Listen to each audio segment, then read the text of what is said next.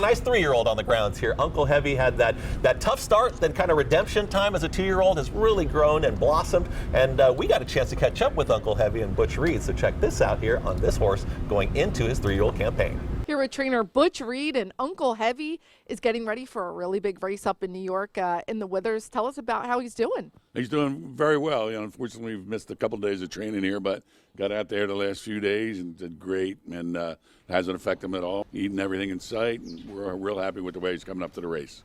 What do you look for in a young horse? Obviously, he's got a really big test coming up in the Withers, but to keep taking those steps forward to those really big Triple Crown races. Well, it's all about getting him stretched out, who can get the distance. And basically, a horse that might not even be that good of quality, but if he can get the distance, you can make a lot of money. So, we saw that from him in the beginning.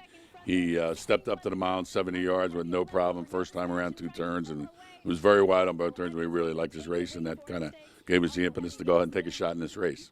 How much fun would it win with a horse named Uncle Heavy after your brother Mark Reed, who's also the breeder with his wife Barbara? Yeah, that'd be great. Yeah, because that's been a family joke of ours for 50 years, back when he was rubbing horses for Dickie Dutcher down in Maryland. So it would be a nice win. Yep, for sure. Well, Uncle Heavy has all of Parx rooting for him. Good luck.